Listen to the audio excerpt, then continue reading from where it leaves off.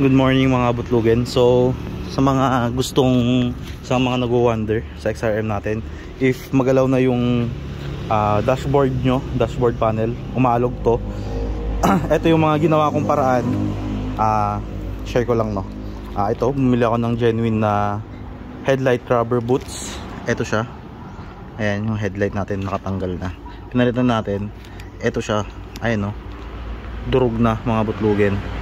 Ayan, durog na. Isa yan sa nagkukos kung bakit maalog. So si Bicol Speed Tech, isa lang kasi na lang yung available na stock nya. So isa lang yung nabili natin. Pag nagka-stock, bibili ulit tayo. Ito yung isa, medyo okay pa naman. Kaso may tama na rin siya. So ganyan muna, tiis-tiis. Ayan, isa yan kung bakit umaalog yung headlight natin. So ito yung binili natin, headlight bracket, headlight rubber boots. Yan. Tapos isa rin na nagpapaalog dyan, pakita ko mga butlugen, may rubber boots din dito. Yan, kung nakikita nyo to sa pagkabitan nung headlight natin, headlight bracket, may rubber boots din yan dito. Ayan, kung nakikita nyo mga butlugen.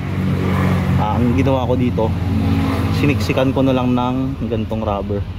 Ayan, o, siniksikan ko lang ng rubber para hindi siya aalog. Kaya ayan, pakita ko, sorry, ayan, no, maalog siya dito para hindi siya aalog. Siksikan nyo lang ng ganito mga butlugen dito sa tabi nung T-post. Ayan, pwedeng siksikan yan kasi may rubber boots din yan, nadurog na. So kailangan nyo lang siksikan or bili rin kayo ng boots para dyan. So ayan, para lang hindi umaalog yung panel natin saka yung headlight.